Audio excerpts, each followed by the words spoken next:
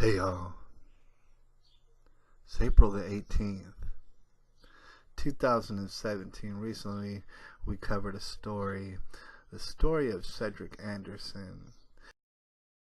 He was the man who went ahead and shot his wife in a elementary school classroom over in San Bernardino, California. Alright, you gotta imagine there's gonna be tons of people diving into this story, trying to get down to the bottom of the nitty gritty, trying to figure out, okay, why and how did this happen? How, if at all possible, is this preventable from happening again? Alright, so they're taking in all sort of details regarding Cedric Anderson. We are also doing that. There's a lot of details that can be identified as far as Cedric Anderson and his background. Alright, first of all, before we get into it, just like most other cases, people are gonna not have seen signs that this was ever going to happen. They had no clue that this was ever going to happen. There were no kind of signs. Alright, people testify to that. There's no way that they could tell that this man would pop off and start shooting people and himself in an elementary school classroom. Alright, so that's pretty stereotypical. Anyways, what I'm here to interject in by saying is that yes, there were signs. You do not know how to read signs. Simply because you do not know how to read doesn't mean that signs don't exist. Signs are around you, you just don't know how to read them. There were signs, right? And people are going to find out just exactly what the signs were leading up to the fact that he went on this murderous rage, alright? Alright, so there's a lot of details that you can find out. I'm going to start off by saying this. This boy right here, he had similarities somewhat to me, and I want to make that and put that out on the forefront because a lot of people are going to note that he's a pastor, alright, a so-called pastor somewhere. A lot of people are going to make note of that. Part-time pastor at that, like basically unemployed. He was an unemployed 53 years old pastor, I guess, and he was endorsing guns and he was endorsing men's rights, which is almost similar to me. I don't really endorse men's rights. I endorse parents' rights, but not necessarily men's rights. He was a men's rights activist. He even liked the Black Lives Matters, which we all know is a terrorist group, but he's that kind of dude, alright? So you start to see that there are signs of just not using logic when it considers the whole Black Lives Matters thing, but that's a whole different other topic, alright? So he had these similarities to me. At the same time, he did not endorse, like I do, the formula for success as far as marriage goes, as far as the development of children goes, which includes a mother and a father, and the child knowing their mother and their father, and love, just there being a triangle of love there, right?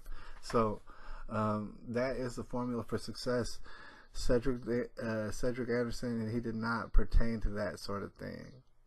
Alright, you start to wonder why. Well, you find out certain details, such as you don't know where Cedric Anderson's father is. Alright, you don't know. It's hard to find. That's a detail that's extremely hard to find. Who is Cedric Anderson's daddy? People don't know. Alright, so there's that detail that might be a little bit more significant to keep in mind, because here's the thing. When we're talking about signs leading up to someone going on a murderous rage, something that seems illogical, something that seems very cowardly, something that seems very terroristic in nature, there are signs, right? Like it was purported he was some sort of pastor speaking out for Jesus, but in no way did he endorse exactly what I'm saying, a successful formula for making children, including mother and father, because he did not have his father around. What I'm here to tell you is that this man, Cedric Anderson, I know before finding out that he did not have his father around. He never forgave his father. He never asked for forgiveness from his father, and so therefore his spirit was not ever made whole. He was not ever really following Jesus. He was purporting to follow Jesus the whole time. All right.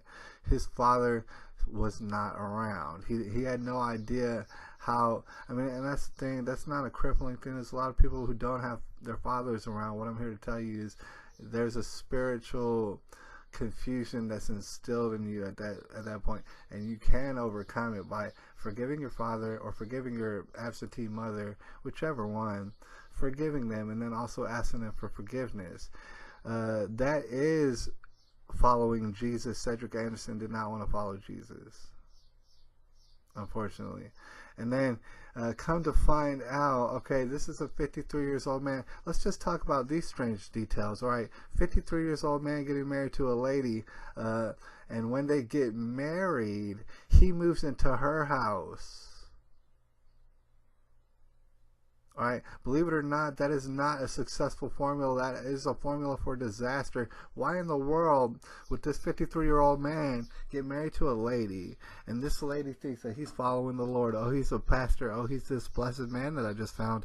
Meanwhile, he's moving into your house. That was never a formula for success. It's always been lady moving into the man's house, period. Or maybe they just build another house, but the man goes ahead and does that, and then they move into that house. You do not move into... See, what I'm here to tell you right now is that the absence of the father in Cedric Anderson's life, what it led to was a lot of gender confusion. And we talk about gender confusion all the time here on this channel. Right? If you want to search for the source, the cause to the effect of all this murderous rage, you're looking back to the fact that he didn't have a father around. He got all messed up in his brains. He never accepted Jesus. He claimed to accept Jesus. There's a picture of this guy. I mean, look at him. That is a fake smile if I ever seen one. I mean, you need to study that picture, and you need to understand what a fake smile is by a person who can't barely stand to look at himself. Alright, so this Cedric Anderson, in which there were no signs that apparently that he was going to jump into a murderous rage. I'm here to tell you that basically there were signs. People didn't know how to read them. It was called gender confusion. A man does not move into his new wife's house. That's ridiculous. You understand? She had a job. He didn't have a job. That relationship is preposterous. Nobody around can think that this is a formula for success. Nobody around could even debate that Jesus at all would endorse what's going on here. Not only that, I'm going to go ahead and guarantee you they had premarital sex, and I'm not out here jumping down everybody's throats for having premarital sex, but they did. And see, that was what became the problem for Karen Smith. She had the premarital sex with this Cedric Anderson, right? She got all enthralled with him and stuff. They wound up getting married. He wound up moving into her house. He don't have a job. All right, but he's some sort of pastor, and so she thinks he's a man of God and whatnot. Meanwhile, he has all sort of gender confusion. Y'all aren't following the right formula. This is not Jesus's formula to do this. All right, so she's basically paying the bills and stuff, and then they got married. They did have premarital sex. He kind of had her in a trap, if you will. They got married. And then he flipped the switch, basically. He started getting all crazy with her and stuff, to the point where she actually left her own home out of fear. You understand that he moved into her home, and then she got so afraid of him that she moved out of her own home. And she went to go live with some of her grown children for a little while because she found it so dangerous to be around this man. Here's what I want to explain to y'all. These two individuals got married through the government, not only a few months ago, through the government. All right, this same government is supposed to keep you safe and all sorts of stuff like that. This same government, while issuing marriage license to Cedric Anderson and Karen Smith, while doing that, they didn't bother to mention all the violent criminal history of Cedric Anderson to Karen Smith. They didn't bother to note that, yeah, there's a couple different ladies who thought that he might kill them at a certain point, to include his ex-wife and a live-in girlfriend that he had, who honestly were fearing for their own lives. You got to understand, this is on public record. This is on government record, all right? So the government has this information. Meanwhile, they'll issue you a marriage license to a murderer, like, basically, and they won't tell you about it. And they do have the information, and they could tell you, but they're not going to tell you. You're going to be going into it completely blind. And see, that's the problem. I don't want these ladies jumping into marriages with dudes who they have no absolute clue about. Meanwhile, the government does have a record of all these violent charges that he has, domestically speaking. And they have the records, and they're not going to give it to you.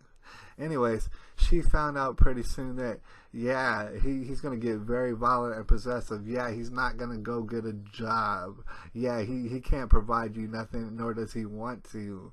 He's there to leech off you. All right, so she started realizing that, and she went to go live with their children and stuff. I want to explain this to you as well. You know, she tried to keep everything private, you know, and mind you, it might be an embarrassing situation. You might want to keep it private to an extent. Alright, but at the same time, she knew that she worked in an elementary school, and she knew that this dude seems to be absolute violent to the point of murderous rage, and that's your estranged husband, and you should probably tell the front desk to keep an eye out for him. Be honest with you. I know that she was probably trying to keep everything very private. Might have been embarrassing, but you should probably tell the front office, hey, I have a murderous man who I just married, and please don't let him in for any reason. Right? In fact, call the police. Kind of is what she should have said, but that's all hindsight, and no way am I, like, you know, saying that she's also guilty. I mean, she was scared. She was a scared individual. She didn't realize that there were all sort of signs. That there were all sort of signs that could definitely let you know he's about to enter a murderous rage. All these signs that we've talked about. I mean, he lives in his wife's house. That's not a good sign. That's a bad sign. You don't know how to read signs. Right? He don't got a job. He can't provide nothing except he reads scripture out to you and stuff, and you think that he's a godly man for some sort of reason. He's not following the formula for success. Meanwhile, you can't find his daddy nowhere. He don't even know what the formula for success is.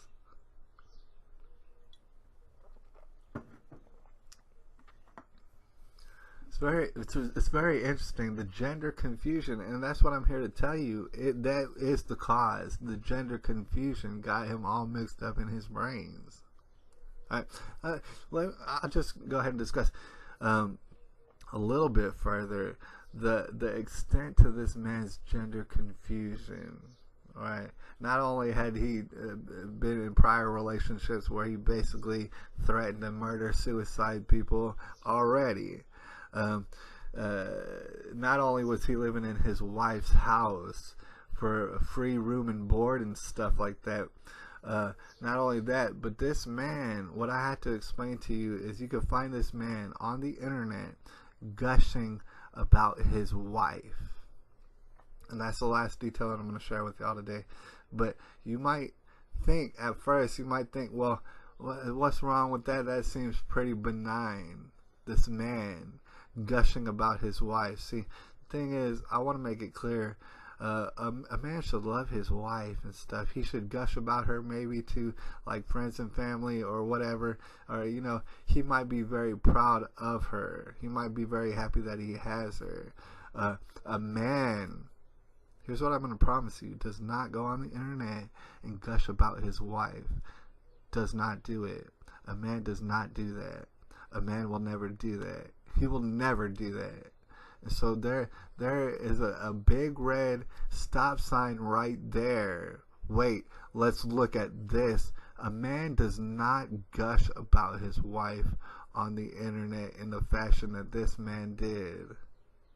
Alright, that is completely abnormal. It's completely gender confused. A woman might do that, And I wouldn't blame her for doing that. She might gush about her husband on the internet. That does seem natural. A man does not do that. That's completely gender confused. And it was this gender confusion that led to all sort of violence and chaos. And all these children in that classroom been scarred for life. I understand that. I mean, there was all sort of carnage that took place here. And it started with gender confusion. All right, and we're living in the tribulation, by the way. It's April the 18th, 2017, and I'll holler at y'all later.